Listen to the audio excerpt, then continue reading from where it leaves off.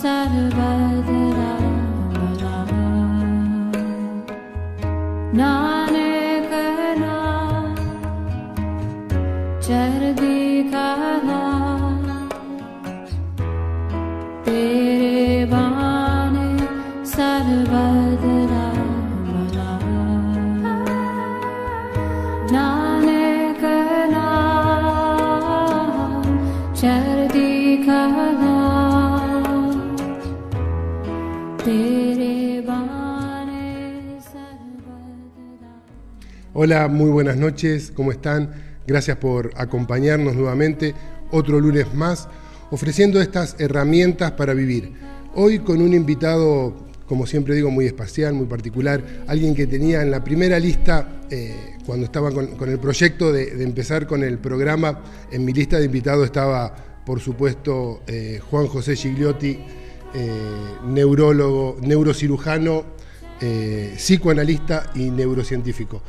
Juan José, buenas noches, gracias por venir. ¿Qué decís, Juanjo? No, gracias a vos por invitarme, muchas gracias. La verdad que, como decía, te tenía ahí en la lista porque estuve en algunas de las charlas compartiendo que estuviste dando sobre lo que es neurociencias y charlas sobre la memoria, y realmente me resultaron sumamente interesantes y unos conceptos donde a uno le abre mucho la cabeza y empieza a ver las cosas de otra manera. No, sí, seguro. Aparte, un gusto porque vos estuviste desde el principio, hora cero, cuando comenzamos con esto de las neurociencias y bueno, te agradezco y es un gusto estar acá en tu programa. Bien, muchas gracias. No, gracias a vos, Juan. Neurociencias, algo que se empezó a hablar no hace mucho, viene de afuera. Bueno, tenemos un argentino trabajando en neurociencia a nivel mundial muy reconocido, Facundo Manes, Sí. Y nosotros tenemos nuestro baluarte local que Sí. también está empezando a ver todo este tema. ¿Qué es la neurociencia, Juan? Mira, las neurociencias es una ciencia que, como su nombre lo dice, se dedica al estudio del funcionamiento tanto físico, químico, del cerebro. El tema es que la neurociencia se nutre de otras ciencias, como son la psicología, el psicoanálisis, la antropología, la semiótica, hay un montón de ramas que se dedican y ayudan un poco a saber más del funcionamiento cerebral. Entonces, así se creó allá por la década del 90, la década del cerebro. ¿Y por qué? Porque comenzaron a ver aparatología que nos demostraban cómo funcionaba el cerebro, y ahí se fueron sumando las demás neurociencias, las demás ciencias, y esto aportaron cada uno su granito de arena para que en conjunto sean las neurociencias. Se entra a combinar qué aspecto hay de cada uno y cómo influye en el funcionamiento del cerebro. Exactamente. ¿Y cuál es la importancia de autoconocernos, ¿no es cierto? De saber cómo funcionan, los por qué y cómo reaccionamos nosotros. Siempre hablamos que el autoconocimiento es un camino importante para lograr armonía, para lograr estabilidad en la vida, ¿no es cierto? Exactamente. En principio es muy importante saber cómo funcionan las cosas para que cuando no funcionen, ¿qué hacer? Las neurociencias es un poco eso, es una caja de herramientas en las cuales vos tenés una serie de cosas. Es como ir a resolver un problema tuyo o de un vecino o de alguien con una caja de herramientas. Si vos vas con una pinza, quizás todo lo quieras arreglar con una pinza y muy probablemente te vaya mal. En cambio, si vos vas con muchas herramientas, es más probable que lo resuelvas y a partir de ahí vos vas a lograr una confianza en vos mismo y vas a poder resolver más problemas de los que no vas a poder resolver. Exactamente. Entonces la neurociencia lo que hace es aproximarte a ver cómo funcionan las cosas en estado normal para que cuando estés en un estado anormal sepas qué tenés que hacer, qué herramienta tocar. ¿Qué es lo que no está funcionando bien? ¿Qué es lo que no está funcionando bien? Y hay neurociencias aplicadas. Las neurociencias aplicadas son distintas ciencias que hacen que te den una cierta explicación desde su ángulo a cómo funciona el cerebro. Por darte un ejemplo, está la antropología. La antropología sirve mucho para el funcionamiento cerebral si uno tiene en cuenta de dónde venimos, de millones y millones de años de evolución. El hombre, su cerebro, como lo ves ahora, tiene millones y millones de años de evolución, y lo importante es que no va perdiendo lo que ya tiene incorporado, sino que va sumando cosas y va sumando cosas. Y eso va quedando en el cerebro actual y actúa actualmente como funcionaba en la anterioridad. Entonces, hoy te explicas cosas que digamos que no sabías qué pasaba, pero que realmente existían. Por ejemplo, por darte un ejemplo, el color rojo en el cerebro no produce la misma sensación, el mismo estímulo que el color amarillo. El color rojo en los cavernícolas significaba peligro, que alguien o un animal o una persona estaba herida, y que esa persona iba a pelear hasta la vida, iba a pelear hasta poder perder su vida, o saber que había un animal herido y que él podía ir en busca de esto. Y eso ya quedó grabado en nuestro inconsciente por el resto de nuestra historia. Eso quedó grabado en el inconsciente nuestro. El color rojo te dice eso. ¿Por qué las señales de peligro son rojas? Digamos, ¿por qué no las inventaron blancas o amarillas? No es casual. Todo no es casual. Por eso, vos me preguntabas, ¿y por qué ahora es todo neurociencia? Y porque cada vez se demuestra más, hay más aparatología, hay más cosas que hacen que vos entiendas por qué suceden, y lo podés demostrar científicamente con aparatología. Y decíamos, de ver cómo funciona el cerebro. ¿Cómo funciona el cerebro? ¿Qué podemos explicar de cómo funciona? No es simple, me imagino, ¿no? Mirá, hay varias formas. Digamos, el cerebro ya nace con unos sistemas codificados. Es como comprarte una computadora nueva, una notebook. Bien. Viene con algunos programas instalados. Sí. Nosotros nacemos con unos programas instalados. Aproximadamente entre el 40 y el 60% de nuestros programas ya vienen instalados. Tal es así que a los 2 años de edad vos tenés una población neuronal importantísima en el cerebro, que después empieza a decaer porque hay cosas que la vas a usar y cosas que no la vas a usar. Lo que no usás se va dejando de lado. Se va dejando de lado. Tu cerebro, y entonces ahí empezamos. El cerebro tiende a funcionar en automático. El cerebro, si vos te pones a pensar, todo lo que haces en tu vida, lo haces en forma automática. Exactamente. Cuando hay algo que no lo haces en forma automática es porque hay algo que está pasando, algo que se sacó de control. O lo estás aprendiendo. O lo estás aprendiendo. Como uno cuando aprende a manejar, que tiene que pensar los movimientos. Exactamente. Y después automáticamente vas poniendo segunda, primera. Porque el cerebro interpreta que vos, esos movimientos, como son tan automáticos, tu cerebro interpreta que los necesitas para vivir. Exacto. Y si lo necesitas para vivir, lo tiene que aprender en forma automática. Y lo incorporás como algo automático. Y cada cosa que vos aprendés en forma automática, el cerebro lo guarda. Ahora, así como guarda cosas, hay cosas que las desecha. Porque no lo estuviste usando. Porque no lo estuviste usando. Y entonces ahí es donde tenés que tener cuidado, la gente tiene que tener cuidado, qué cosas está dejando de hacer o qué cosas le está pasando, porque ahí es donde cabe la pregunta, ¿qué pasa? ¿Qué está pasando? Y ahí es donde entras en otros terrenos, ¿no? Claro. Esto es un poco cómo funciona. El cerebro tiende a funcionar automático. Cuando vos les querés dar algo que está fuera de lo habitual, tu cerebro te va a decir: para, Juan José, déjalo, esto hay que gastar energía, no te conviene, quédate en tu zona de confort, no salgas de acá. Es vago peligroso. El cerebro. El cerebro es vago. Pero aprende muy rápido. Sí, aprende rápido. Tiene una gran capacidad. Exactamente. Es un alumno de secundaria que... también para el ocio. También el ocio, sobre todo el ocio. Sobre todo el ocio. ¿Le gusta más el ocio? El ocio tiene más que ver con otras cosas. Vamos a hacer una diapositiva que tiene que ver con el inconsciente. No es que le guste, el cerebro está preparado como un auto. Si lo vas y lo querés usar, cuanto menos lo uses mejor.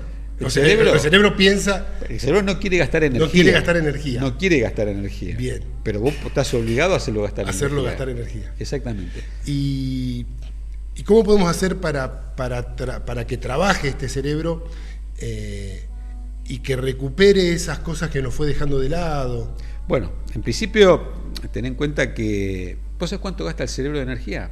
El cerebro son estímulos eléctricos que van y vienen. En un día, si vos tuvieses un cablecito, una lamparita unida al cerebro, vos tendrías una lamparita de 60, de las antiguas de 60, Sí. de 60 volts, prendida todo el día 24 horas, con la energía eléctrica que genera el cerebro. el cerebro. El cerebro es un importante gastador de energía, por eso que prefiere gastar en las cosas que van a hacerle, que le van a servir para vivir, Para sobrevivir. para sobrevivir. Bien. Y por eso todo trata de hacerlo en automático, porque cuando es en automático gasta mucho menos energía. Por Ya eso lo tiene automatizado. lo tiene automatizado. Por eso a veces cuando vos tenés un problema que obligás al cerebro a salir de los carriles normales, tu cerebro es como que vos a la noche te sentís como gastado. Ahí en la anterior diapositiva, en esa, En esta. El desarrollo de la corteza cerebral. claro, si vos ves, cuando nosotros nacemos empezamos a tener ciertas neuronas Sí. en la corteza cerebral, ¿no? Y después, a los 15 meses y 24 meses, ya tenés toda la población neuronal puesta. Ajá. Ya ahí recibiste el estímulo de generalmente de tus padres y de la sociedad. Se pobló toda la corteza cerebral. Ahí estás listo para aprender a hablar, para aprender a caminar, conocer estímulos, empezás a tener ciertas capacidades, inclusive instintivas, emocionales, tenés ya tu cerebro adaptado para la vida. Pero después de esto, hay otra diapositiva, acá, que a los 14 años, fíjate la diapositiva del medio, Sí. a los 6 años, pero ¿qué pasa a los 14? Se empieza a caer. Se empieza a caer. ¿Sabes por qué se empieza a caer a los 14 años? Porque hay cosas que no está usando. Porque si es varón o si es nena, vos empezás a enseñarle a decir, bueno, con esto sí Y con esto no. o con esto no. Ajá. Entonces, ¿para qué voy a jugar con camioncitos si vos le estás dando muñecas? Y si vos le estás dando muñecas, no quieres jugar con camioncitos. Si vos le das camioncitos, no quieres jugar con muñecas. Y empezás y el adolescente empieza a generar su propio camino, y hay cosas que le van a gustar y cosas que no le van a gustar. Y por eso hay neuronas que se empiezan a caer.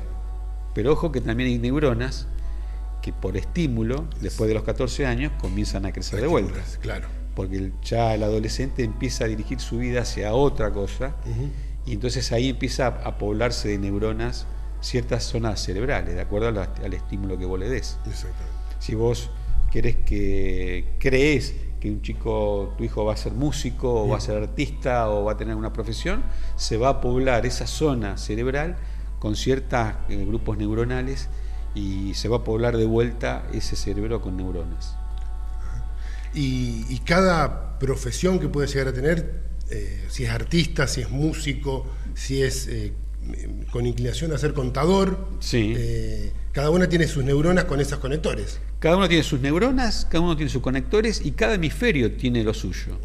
Es decir, el hemisferio cerebral derecho es el cerebro más creativo, ¿no? Es el chico que se va a desarrollar en el arte, en las plásticas, en la creatividad. ¿El derecho es el creativo? El derecho es el creativo.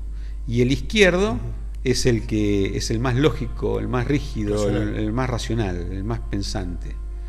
Por eso que, digamos, cuando uno ve ciertas películas en las cuales hay detectores de mentira, hizo face reader, lecturas faciales, para dónde van los ojos, te dan un índice de que si la persona está creando o es algún recuerdo que tiene incorporado en su interior. Con este estudio de neurociencia, esto de la máquina de la verdad, como que ya se está logrando, ¿no? Se aproxima mucho. Y cuando se inventó en la década del 50, el 60, el detector de mentiras, tenía una aproximación bastante importante, pero digamos quedaban en un 50% aproximadamente que vos puedas detectar una mentira, porque la gente también estaba asustada, angustiada. Entonces en ese estado el polígrafo, como se lo llamó, también había falsos errores.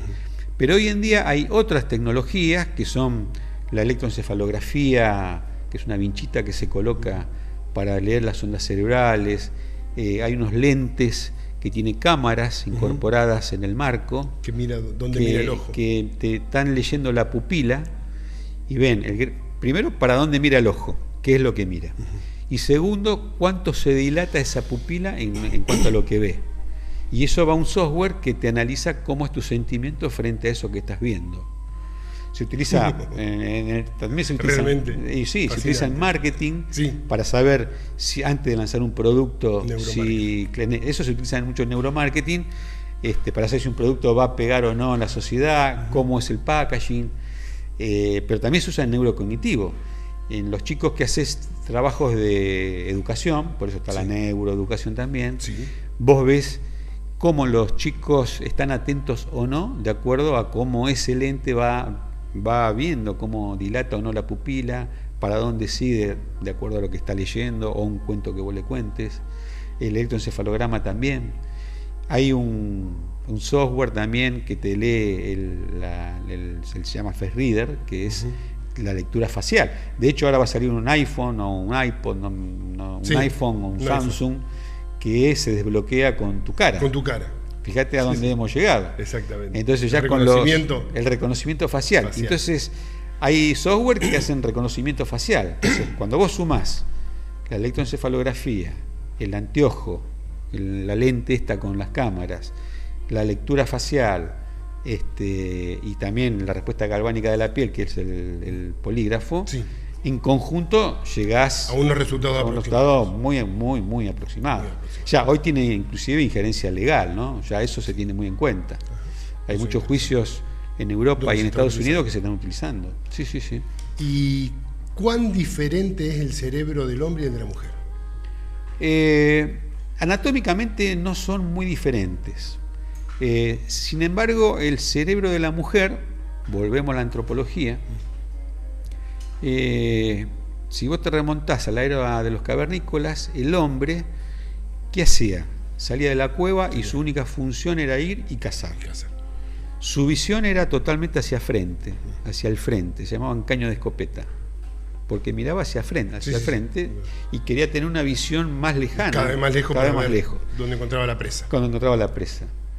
La mujer se tenía que quedar en la cueva con sus hijos, y entonces vivían más en sociedad y se relacionaba con las demás personas, con las demás mujeres, con los demás hijos. Salían con los hijos a buscar frutos, y entonces tenían que tener cuidado, por un lado, de que los hijos estén cerca de ellos, que no se caigan los peligros que había alrededor. Exacto, que no se caigan por el acantilado, o que no venga un animal no lo ataque. Entonces tenía una visión más periférica. Por eso se dice que en la actualidad las mujeres multitasking, porque pueden hacer muchas tareas. En realidad no es que puedan hacer muchas tareas, que las hacen, sino que tienen una visión más de 360 grados. En cambio, el hombre ve solamente para el frente. Por eso el hombre lo único que puede hacer es mirar lo que tiene enfrente, pensar en lo que tiene enfrente. En cambio, la mujer no. La mujer puede hacer todas esas tareas porque tiene esas funciones que ya vienen antropológicamente y hacer varias cosas a la vez. Por eso la diferencia anatómica te diría que es igual, el peso prácticamente es igual, hay muy poca diferencia en gramos. Y las mujeres tienen más fibras de asociación, es decir, entre el cerebro derecho y el cerebro izquierdo, que es lo que le permite hacer todas estas tareas al mismo tiempo. Exacto. La mujer no entiende que cuando el hombre está viendo la tele y no está pensando en nada. Claro. En cambio, la mujer no puede hacer eso. La mujer está viendo la tele pensando en otra cosa. Pensando en lo que está haciendo ahora, en lo que va a hacer mañana, en lo que hizo ayer, en lo que va a hacer en la fiesta de sus hijos. Y en lo que le faltó, claro. Fíjate cuando compras una cámara. El hombre sale con su cámara y sale a fotografiar monumentos, montañas. Sí. En cambio, la mujer, cuando tiene la cámara, piensa en fotografiar a los chicos, a su familia, a todo. Claro. Fíjate cómo todo esto tiene una explicación antropológica. Qué bárbaro. Y eso lo utiliza la neurociencia, porque ¿qué pasa? Como yo le decía una vez, le decía a otro periodista, digo, esto no es conocer el cerebro para manipular a la gente. Al contrario, esto es conocer el cerebro. Digamos, si vos vas a Japón y me pedís un consejo, yo te voy a pedir que aprendas japonés. Eso no es para que vos manipules a los japoneses, sino para que vos te entiendas con el japonés. Y puedas entender. Y esto se utiliza mucho en neuromarketing, porque no es lo mismo venderle a una mujer que venderle a un hombre, por ejemplo. Claro, el nivel de palabras diarias que dice la mujer son 16.000 frente a 4.000 que dice el hombre. La mujer, cuando vos llegás a tu casa, te dice, ¿cómo te fue? Bien. Bien. ¿Y qué tal estuvo la charla de Gigliotti? Y, bien, bien. Sí, Estuvo bien, entretenido. bien. Hizo solo, en una hora hablar solo. Sí, vos no querías hablar. En cambio, tu mujer te describe Te todas cuenta, las describe. cosas de hoy, de mañana, de pasado. Y es así, y es así. Y yo siempre digo lo mismo, tienen que gastar las 16.000 palabras en el Tienen día, que gastarlas. porque si no, hasta capaz que tienen Son insomnio. acumulativas, o sea, Son mañana tienen, si 5.000 hoy no usaron, mañana son 21. las que usa tienen. mañana. Sí, sí, por eso tenés que decirle que hable con la cuñada, con la suegra, con la tía, para que las gasten. Bien. Es así, sí, sí, sí. Y en el desarrollo, el niño adolescente, ¿cuál es la importancia del contexto, ¿no?, familiar para el desarrollo del cerebro del niño, ¿no es cierto? Bueno, hay una diapositiva, creo que la 78, si la podés ir buscando. A ver, Juan, sí. ¿Eh? A ver, Juan José también es el operador y estamos rodeados de Juan José. Ah, bueno, la 78. Juan, sí, la diapositiva 78 que... Todo lo que hacemos en la vida, ahí está. Ahí está. Mira, nuestro cerebro, y como vos te comportás en el día, es como esa punta del iceberg. ¿Ves que el iceberg sobresale un quinto o un sexto de la pantalla? Exacto. Ahí se va viendo tu actitud, tu comportamiento, tu personalidad. Eso es todo lo que vos mostrás en el día. Pero todo eso que vos estás mostrando, en realidad, que es un quinto de lo que está pasando dentro del cerebro. Vos sos lo que tenés ahí adentro.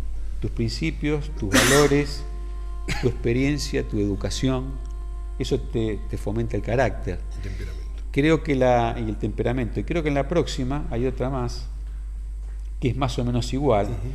Tiene que ver qué habilidades tenés, tus creencias, tus valores, tu identidad, tu misión en la vida. Todo eso que en algún momento, pasando desde la adolescencia a tu vida adulta, es todo lo que está metido dentro de tu cerebro, inconscientemente. Eso es lo que hace el psicoanálisis o la psiquiatría convencional, tratar de ahondar en esto que está pasando, porque lo que vos haces diariamente es un quinto. Entonces, eso es lo que uno trata de entender dentro de lo que es el funcionamiento cerebral, cómo uno se mete en ciertos centros del cerebro, está el famoso sistema límbico, porque digamos, una cosa que nos faltó decir es que el cerebro, como lo vemos hoy, en realidad es un cerebro que se viene heredando de otros cerebros. Nosotros venimos del cerebro reptiliano, de hace millones de años, del reptil, que el reptil lo único que hacía era correr, lo único que hacía era, frente a una situación estresante, huía. Comía, se reproducía, dormía y lo único que hacía era se huía frente a un problema. Después apareció, millones de años después, cuando se fue desarrollando la persona, apareció el sistema límbico, que es el cerebro emocional, es el cerebro que te hace tener alegría, miedos, angustia, ira.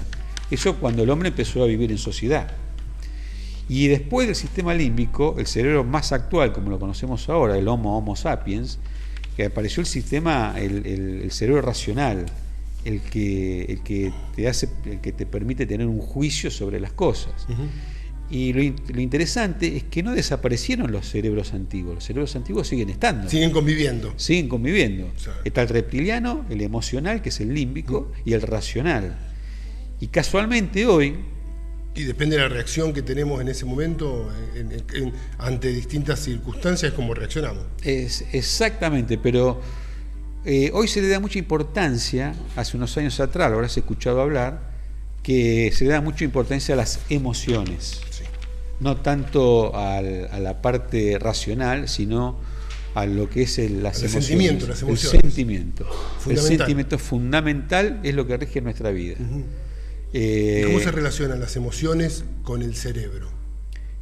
Bueno, los centros emocionales están dentro del cerebro. Hay núcleos dentro del cerebro, llamados sistema límbico, tienen nombre, amígdalas, hipocampo, Sí. fornix, tálamo. Y esos son todos los centros emocionales. Cuando vos te angustiás o cuando vos estás alegre o tenés distintos placeres, hoy vemos que en resonancia magnética funcional se iluminan esas áreas.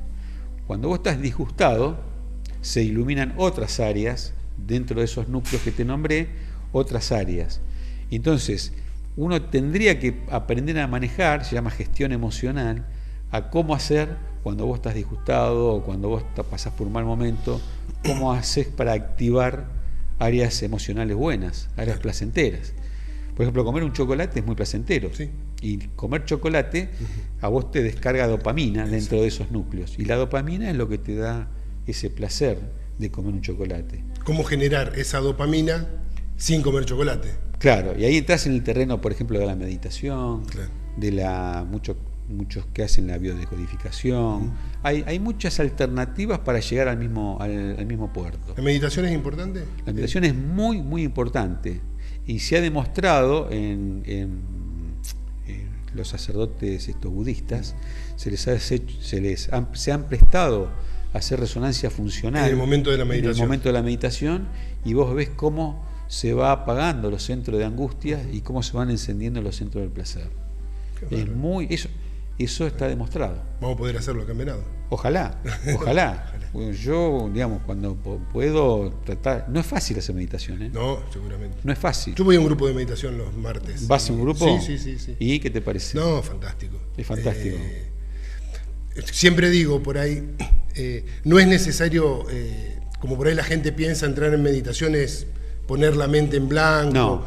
Hay momentos que lo lográs, pero son escasos momentos que por ahí podés lograrlo. Se logra con el tiempo, a lo mejor se va extendiendo.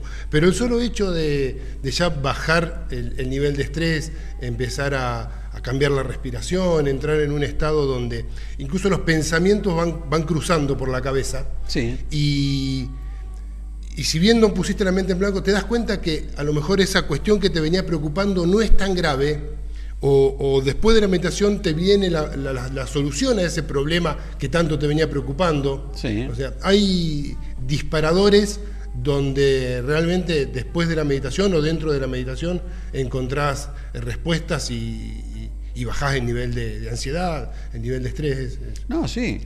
Si vos Incluso nos han comentado, no solo en meditar es entrar así con música y una respiración y una meditación pasiva. Hay meditaciones activas también, donde el salir a correr es una forma de meditar, el pintar un cuadro, a quien le guste, es conectarse con uno mismo, claro, con lo que te haga bien hacer. Sí, es estar. Yo pienso que cuando estás operando vos es un modo de meditar también. Estás muy tranquilo, muy conectado con eso.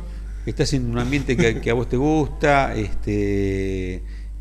una manera de también bajar a cero. Pero bueno. Sí, tenés que bajar tu nivel de adrenalina porque me imagino debe ser. Es realmente admirable la profesión de. Sí, es muy lindo. La neurocirugía es muy apasionante, muy linda.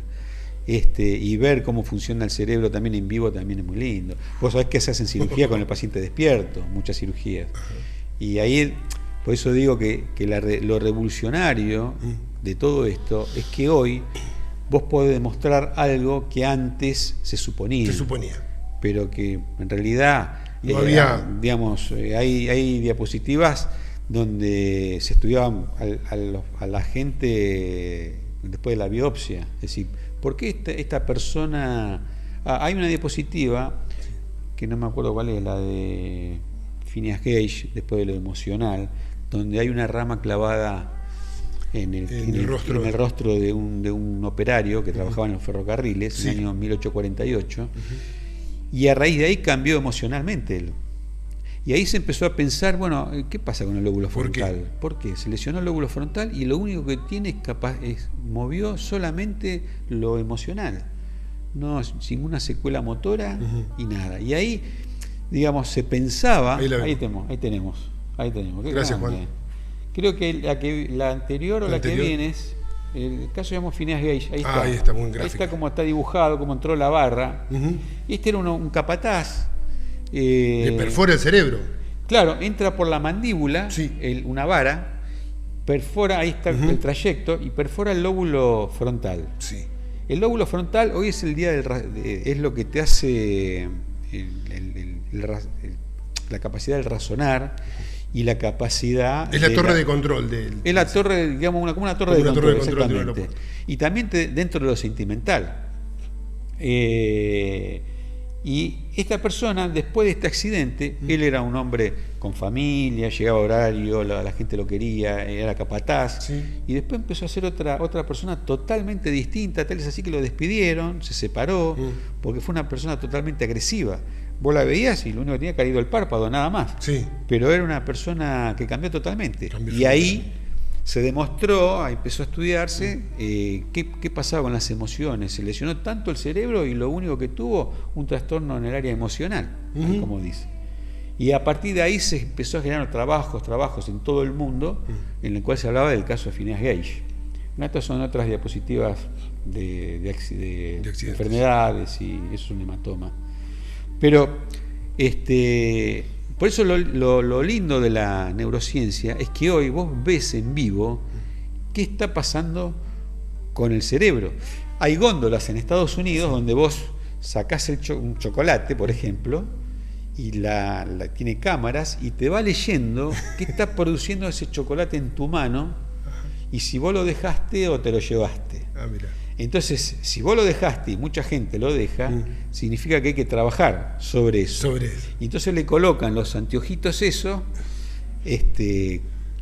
como una cosa más, vaya a comprar, y ahí vas viendo qué está pasando con esa persona. Si no le gustó el precio, si miró el packaging, si no le gustó el color, si no le gustó el formato. Es decir, hay varias cosas que uno tiene en cuenta. Por ejemplo, al cerebro no le gusta el envase cuadrado. Por ejemplo, le gustan los envases con curvas. Es una cosa que está estudiada. El cerebro, hay colores que lo relajan y colores que lo activan. Sí. En lo que es neurooratoria, por ejemplo, vos tenés que ir de negro, que se vean tus manos, que se vean tus caras. ¿Por qué? Porque el negro anula tu cerebro. Claro. Si vos irías a un curso de oratoria con colores brillantes, con colores, con todo estampado, con brillo, perdés. Distrae. Claro. Todas esas son herramientas que vas usando de acuerdo a lo que querés ir usando. Hasta ahora venimos muy bien, una charla muy interesante. Bueno.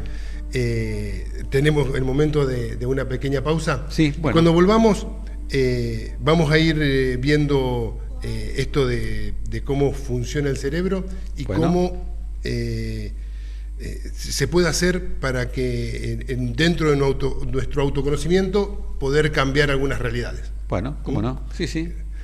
Seguimos luego de la pausa. En breves minutitos estamos de vuelta.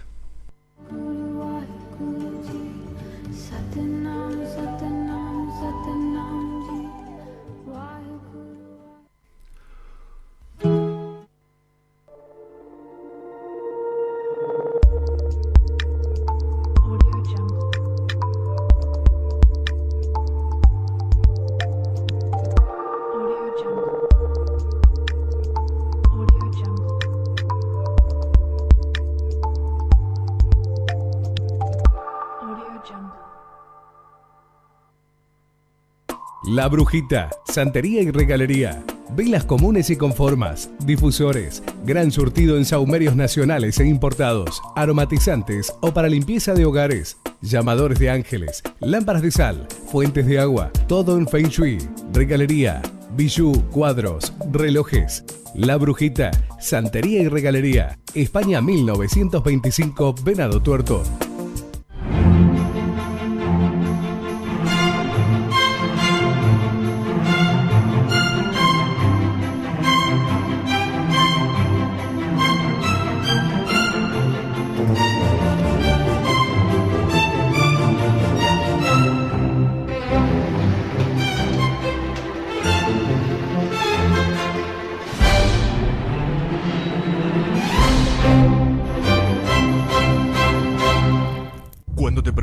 ¿Quién lo hizo? Un nombre y un apellido son importantes. Ernesto Diz. Videofilmaciones, sonido, iluminación. Usted tiene en sus manos el poder de elegir trayectoria y confianza, reunidas en un buen servicio. Ernesto Diz. Nueva dirección. Mitre 1128. Teléfono 400-474. Venado Tuerto. Ernesto Diz. Junto a vos, en tus mejores momentos. Esta es una llamada de Médicos Sin Fronteras. Necesitamos tu ayuda para seguir salvando vidas en desastres naturales, conflictos armados, hambrunas y epidemias. Asociate llamando al 0810-333-1111 o ingresa ahora a nuestra web. Tu donación mensual de 6 pesos por día equivale a vacunar a 40 niños contra el sarampión o enviar un kit médico de emergencia para 27 personas. Nuestro trabajo es posible gracias a gente como vos. Asociate ahora a Médicos Sin Fronteras llamando al número en pantalla. Asociate ahora. Tu ayuda salva vidas. Panadería y confitería La Aurora. Desde hace más de 97 años abriendo las puertas todos los días para ofrecerles lo más rico en facturas, bizcochos, cremonas, masitas, pan, tortas, budines, pan dulces. Haga su reserva para cocción de todo tipo de carnes en horno a leña. Panadería y confitería La Aurora. Estrogamú 1354, Venado Tuerto.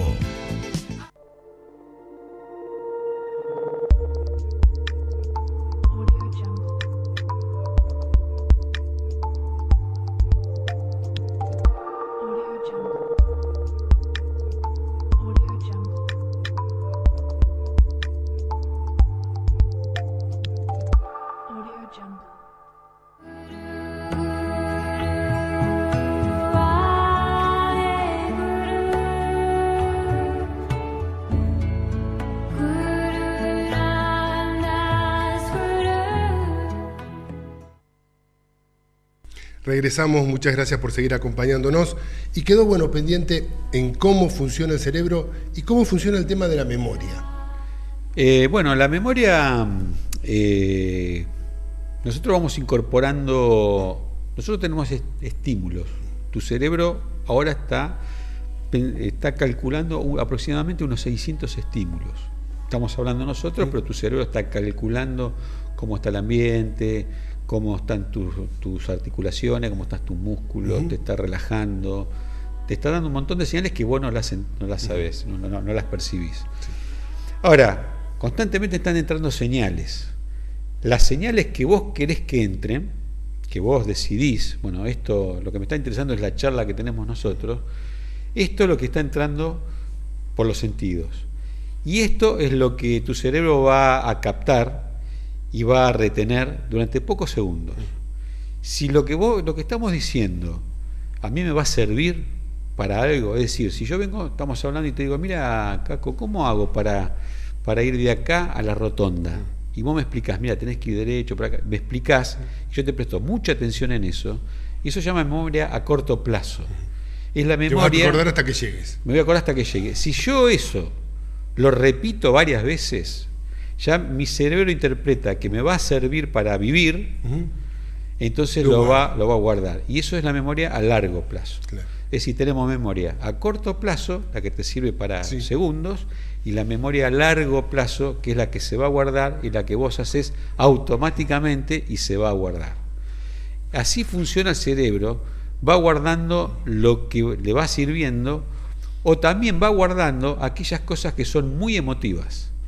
El cerebro, el hipocampo, está muy ligado al sistema límbico y es una estación por las cuales pasan todas las vivencias que tiene una persona, el hipocampo. Y por el hipocampo es una estación donde tiene que pasar todo y ahí se va a depositar la memoria a largo plazo, además.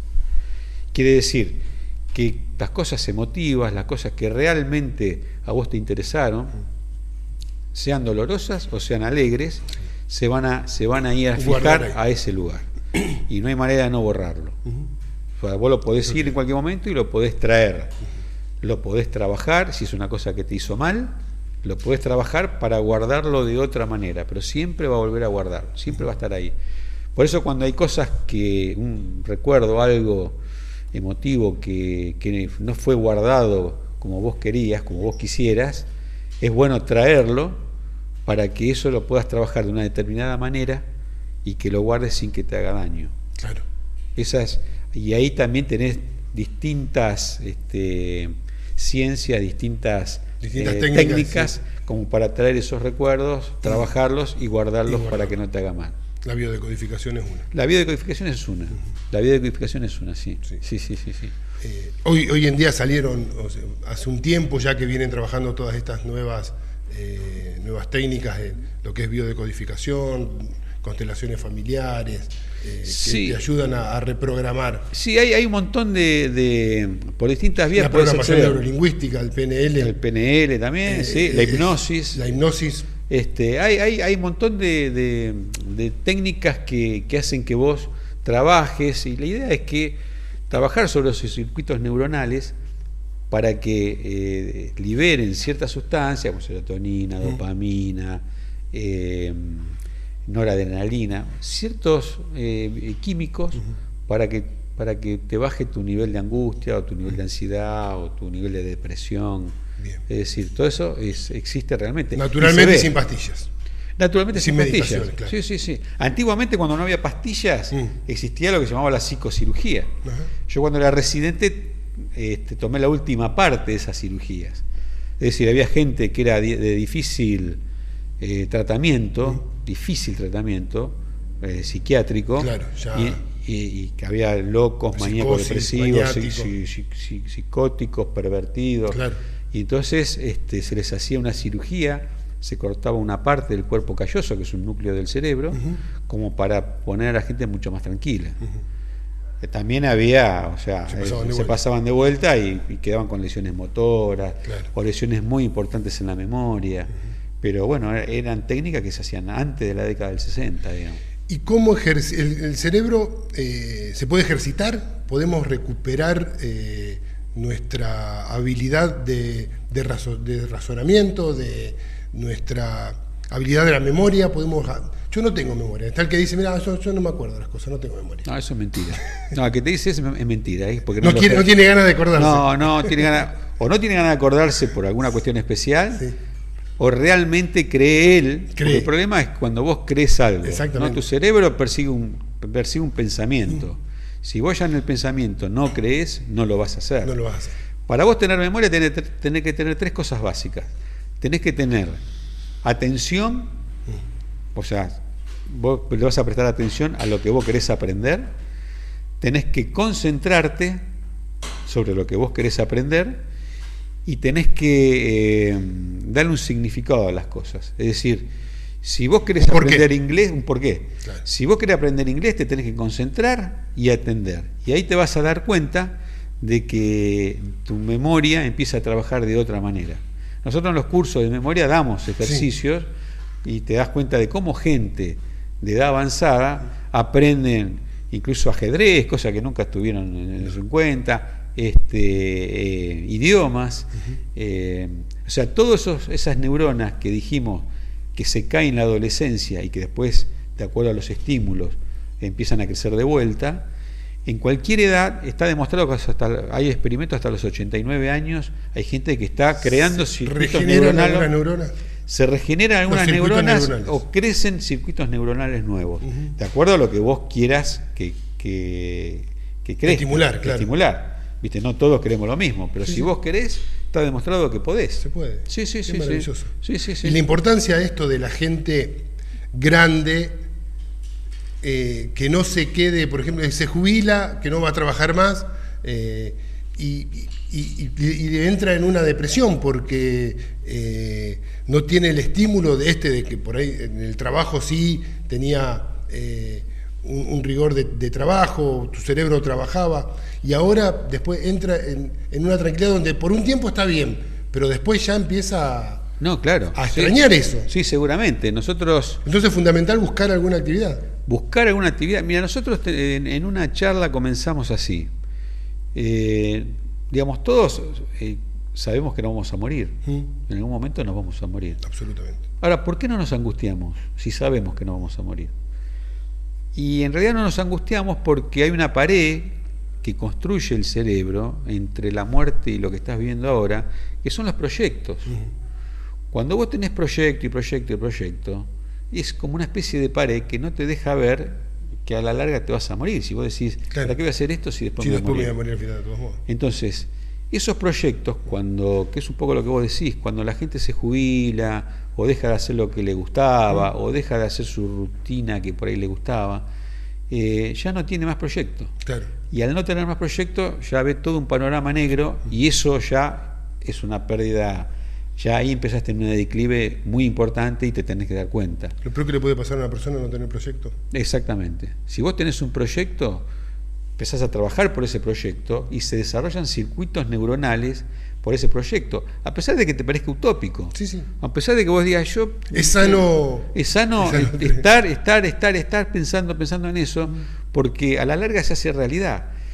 Vos podés decir, y bueno, pero eso lo piensan los budistas o lo piensan los religiosos. Bueno, no importa. Si eso ayuda, ayuda. Es parte de todo, sí. Es parte de todo. Por eso la neurociencia. Es que cada vez hay más puntos en común. Yo ahora con el tema del programa que vienen transitando distintos personajes con variados aspectos, hay muchos puntos en común en todas las disciplinas. Por supuesto. Desde científicas y holísticas. Por supuesto. En todas las disciplinas se habla de esto. Por supuesto, si a vos la fe, tener fe en algo o en alguien, te moviliza a hacer algo, bienvenido sea. El cerebro lo lee igual, ¿eh? El cerebro lo lee igual como si te movilizaría a ser budista o como claro, una cosa así. Es un estímulo muy importante. Y tu cerebro lo lee así. O sea, tus pensamientos guían tu mente y tus pensamientos guían tus actitudes. Somos lo que pensamos. Somos lo que pensamos. El lenguaje no es el verbal de persona, es el gestual, es el no verbal. Sí, el verbal es un el verbal es un 25% de lo que vos haces en el día. El 75% en la comunicación. Es como vos te movés, en el tono que lo decís. En el tono, con quién te relacionás, qué cosas haces.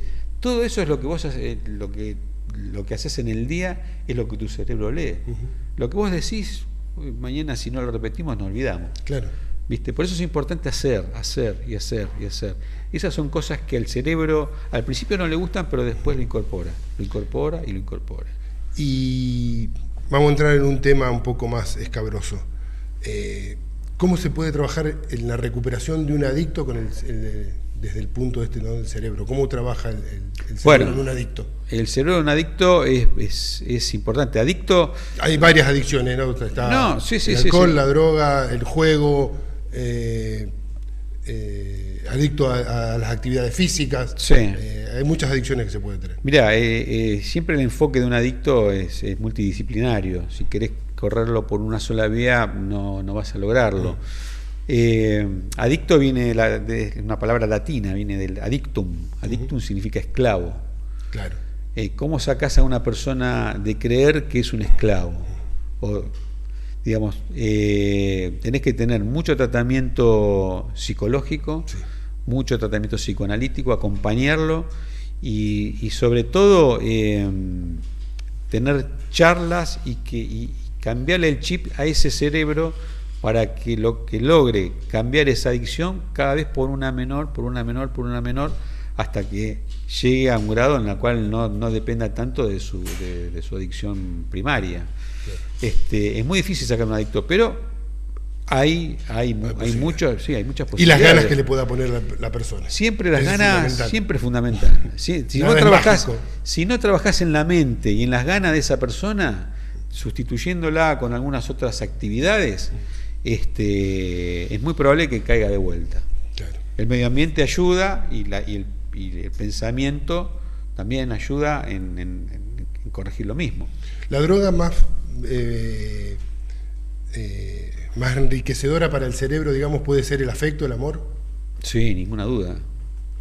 Eso genera, inclusive están medidos. Es decir, están medidas las dos cosas. Cuando vos estás enojado, estás irritable y se ha hecho experimentos y le sacás saliva a esas personas que las haces enojar, esas salivas tienen un nivel de cortisol muy importante.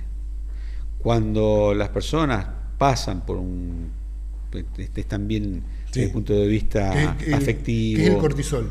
El cortisol es una hormona segregada por el organismo que te prepara para las batallas. Es el precursor de la adrenalina. Bien. ¿no?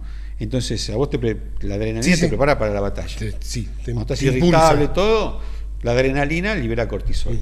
Entonces se libera el cortisol en sangre. Por eso, otra cosa más a tener en cuenta si vos estás nervioso en un aeropuerto. Claro. Cortisol. Cortisol. Ahora, si te vas para el otro lado, si vos estás bien, si vos afectivamente estás bien, si vos tenés laboralmente estás bien, probablemente tenga más nivel de dopamina y serotonina en sangre, que son los antidepresivos. Ajá. ¿Entendés? Sí. Entonces, eso también está demostrado. Ujú.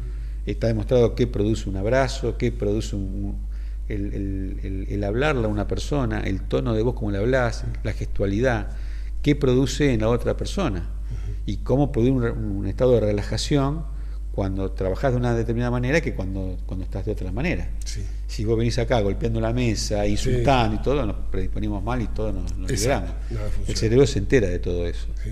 Y eso es muy probable que te lleve a un abismo. A errores, A errores, por supuesto. sí, incluso a mala predisposición y... Es seguro. Y eso son cosas, vos fíjate que son cosas típicamente emocionales. Sí. La emocionalidad, hoy se trabaja más que con el coeficiente de intelectual, Con la emoción. con la emoción. Hoy se habla mucho del coeficiente emocional. Para tomar gente Inteligencia en una empresa. emocional. Inteligencia emocional. Para tomar gente en una empresa, para que trabaje en grupos, Sí. gente. ¿Cómo puede el individuo manejar las emociones? Las emociones. Por ejemplo, hay un experimento. Cuando vos estás enojado, eso pasa mucho por lo emocional. Si vos anotás el por qué estás enojado y lo lees, lo racionalizás. Y cuando vos lo racionalizás y no pasás por el sistema límbico, baja tu nivel de ansiedad. Te das cuenta que no es para enojarse, no es tan grave. Si vos venís acá... Un buen ejercicio para tener en cuenta. Claro, Vamos a repetirlo. Si vos venís acá y decís, pero no anda la luz, y te predisponés mal, y si, pero ¿cómo puede ser? Y vos te tomás un minuto para anotarlo. Yo me enojé porque no anda la luz. Y cuando Estaré bien, y cuando lo lees decís, ¿qué me enojé por esto. Por eso. Traigan un enchufe, traigan... Vamos con la linterna. Claro. Y ese es un trabajo que se hace como en una charla que se da que se llama gestión emocional. Qué bueno. ¿Cómo haces para gestionar? Entonces racionalizás tu emoción. Y es muy bueno manejar los enojos. Y sí, porque volvemos a lo mismo. Tu enojo genera sustancias que te van en contra tuyo y te bloquean. Y tu cerebro prende todas señales en rojo. A lo largo del día tenés más señales en rojo, no tiene sentido. Claro. La verdad que no tiene sentido. En cambio, si vos racionalizás tu emoción negativa, bajás el nivel de estrés, bajás el nivel de angustia y vos te das cuenta que tu cerebro está bajando. Por eso cuando a vos te van a dar una vacuna y te dicen, mira, te va a pinchar un poquito, pero va y pasa. Pinchancito y el ardor y listo. El umbral de dolor baja. En cambio, si a vos no te avisan, te duele mucho más. Como ese poder de hipnosis que tenía nuestra madre cuando nos caíamos, nos golpeábamos, que decía, no duele, sana, colita de rana. Andá y seguí jugando. Y no dolía. Y no dolía. Ahora el niño que le decía, ay, pobrecito, ¿qué le pasó? Que se cayó, se golpeó, que te duele. Al chico ese se pone a llorar y le duele. Claro, sí, porque le estás estimulando que tiene que dolerle. Claro, sí, exactamente así. Eso va para un lado y para el otro. Cuando vos te ponen un tubo en la nariz y te dicen, mira, esto te va a doler un poquito, pero le voy a poner este anestésico que es poderosísimo. Sí. Y vos por ahí le pones agua y un placebo y no siente nada. No siente nada. Hay muchos experimentos con eso. Y vos decís, ¿qué pasó? Y es la sugestión del cerebro. O sea, me dijo que no me iba a doler. Me dijo que no me iba a doler, tu cerebro se acostumbra a eso. Le crees. Y hay muchos ejercicios que se hacen cuando a vos te duele algo, pensar en ese dolor y sacarlo de tu cerebro y empujarlo. Sacarlo. El nivel de dolor baja. Está bien, no te preocupes. Y el nivel de dolor cae. Sí. Eso hay muchos ejercicios, muchas cosas demostradas que son así. Hay un proyecto que se está gestando hace un tiempito acá en Venado Tuerto, en la cual vos comentabas hoy que desde el principio fui copartícipe también y estuvimos colaborando, que es el ENAP. El ENAP, bueno, vos fuiste el autor del logo, del logo que sigue vigente y está inscripto ya como logo. ENAP es el estudio de las neurociencias aplicadas. Y salió de un grupo acá de Venado, y también se sumó gente de Rosario, gente de Buenos Aires, son contadores, médicos, está mi hijo que hace marketing, está, bueno, Arturo, que vos lo conocés, Arturo Miranda Rocha y Karina del Valle Gramajo. Claro, que ellos son especialistas en comunicación. Exactamente. Está el contador Vita, que es el presidente de NAP, que es también contador, está en Rosario. Bueno, está el centro Sadowski, que es un centro que vamos a dar los cursos a distancia, que son con cámaras preparadas y todo para dar sus cursos a distancia, con diferente temática referente al estudio de las neurociencias. Y bueno, estamos muy contentos porque es un grupo importante, un grupo que empuja y que bueno, la idea es seguir avanzando. ¿Cuál va a ser la función de...? La función es abordar temáticas de distintos ángulos y temáticas que tienen que ver mucho con el funcionamiento cerebral, mucho con las comunicaciones, mucho con lo que tiene que ver la educación, con la neuroeducación, educación común, educación tradicional, comunicación, oratoria, marketing común aplicado a empresas, neuromarketing, digamos, pero en realidad está enfocado más al estudio de las neurociencias aplicadas, ¿no? las segundas neurociencias. ¿Y ya hay proyecto de estar, me decías, dando cursos en Rosario? Sí, hay un calendario. ¿Cursos online? Cursos online y cursos a distancia, y que va a salir un calendario en los próximos días. ¿Y las temáticas de los cursos? La primera, bueno, es el desarrollo cerebral, manejo emocional, neuroeducación, PNL, programación neurolingüística, comunicación para dirigentes medios, para empresas.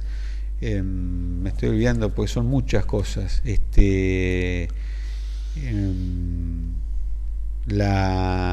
¿Cómo se llama? La neuroriqueza, la neuroeconomía. Es decir, todo eso enfocado. ¿Cómo reprogramarse uno como para atraer eso, ¿no? La riqueza y la buena economía? Claro, ¿cuál es la relación del cerebro con el dinero, por ejemplo?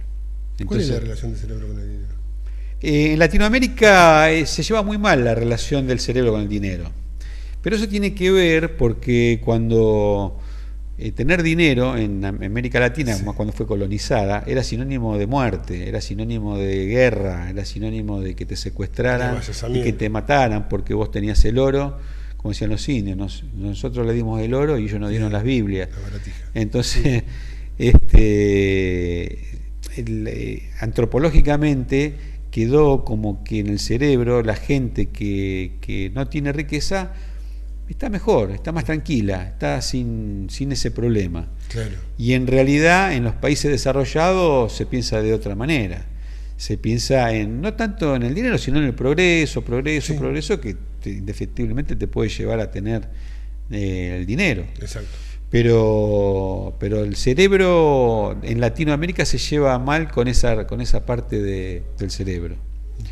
Aparte, tendremos que cambiar, cosas que tendremos que cambiar. Cosas que hay que cambiar. Absolutamente. Una pregunta que se hace es ¿por qué a la gente le gusta el oro? Es un material escaso, sí. Es más escaso el oro blanco, no se desgasta, pero ¿por qué le gusta el oro amarillo? El brillo. Tiene que ver con el sol. Antropológicamente la gente al sol le da un poder infinito. Claro. Los mayas, que había mucho oro en esa época ahí en ese lugar. Los mayas le daban una importancia al sol. Y por eso quedó. Y también las tribus europeas también le daban mucha importancia al sol. Y de ahí se creó esta afinidad del oro con el sol, y por eso te da la sensación de poder. Claro. No te da lo mismo la sensación al cuerpo, al cerebro, el oro blanco que el oro amarillo. Claro. Y sin embargo el oro blanco es más caro.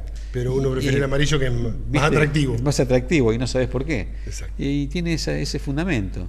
En neuroriqueza también se habla de ese estilo, de esas cosas, ¿no? Es toda una charla para desarrollarlo largamente. Bien. Pero tiene que ver con esa cosa antropológica del hombre. Viste que el gesto este gesto, sí. ¿De dónde sale? Esto de la plata. Dinero, de guita. Pero ¿de dónde sale? ¿De dónde sale? Sale de que antes, cuando no había dinero, se comerciaban con telas. Vos me dabas especias y yo te daba telas. Y el hombre... El tacto, ver la calidad de la tela. La calidad de la tela hacía que vos comercies o no con esa persona. Y ha quedado esa sensación. Y de hecho las mujeres cuando compran algo que es de tela, la tocan y la agarran y la tocan y siguen en esa historia. Eso es también antropología. ¿Te das cuenta? Neuroantropología. Qué bárbaro. Y eso va quedando como un programa diseñado que ya viene incorporado en tu cerebro. ¿Hay algún proyecto entonces ahora con ENAP, alguna charla por Venado? Estuvimos haciendo algunas en la Biblioteca Alberdi. Sí, mirá. En la zona también estuviste, vi que estabas en Villa Cañas. Sí, hemos dado en Villa Cañas, en Santi Espíritu, estuvo programado en Teodelina, pero se suspendió por el tema del acto de la mujer, después la dimos en Carmen, en Rosario, en San Cristóbal Seguro, en varios lugares dimos las charlas. Y yo ahora me voy de viaje, pero vuelvo en los primeros días de abril y ya ahí encaramos el nuevo organigrama. Todavía no te puedo decir nada porque no está todo organizado. Muchísimas gracias por venir, una charla realmente interesante y con mucha y muy buena información, Juan. Bueno, muchas gracias, Juan, por la invitación y bueno, no será la última. No, seguramente hay muchas cosas que quedaron pendientes y vamos a seguir transitando. ¿Cómo no? Bárbaro.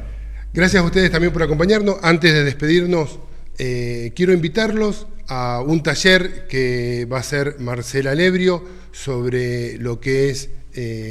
en su lugar, Vivencia el Orden, la formación de los órdenes del amor y las nuevas constelaciones. Esto habla de lo que son constelaciones familiares. Va a ser un fin de semana conectado a tu historia, armando tu árbol y con un mirar a los ojos que hoy, cosas que repetís, cargas, rechazos. Por acá se empieza, por acá es el camino del autoconocimiento, nos dice Marcela. Esto van a ser los días 6 y 7 de abril, ahí en el espacio de Marcela Lebrio. Comunicarse al 3462 41 19 20. Ahí van a obtener toda la información para este taller realmente interesante. Seguimos, Dios mediante, el próximo lunes, los esperamos. Gracias a quienes estuvieron en controle, Juan Hortellado, Javier Osores, Lucio de Giovanni en cámara. Será hasta el próximo lunes.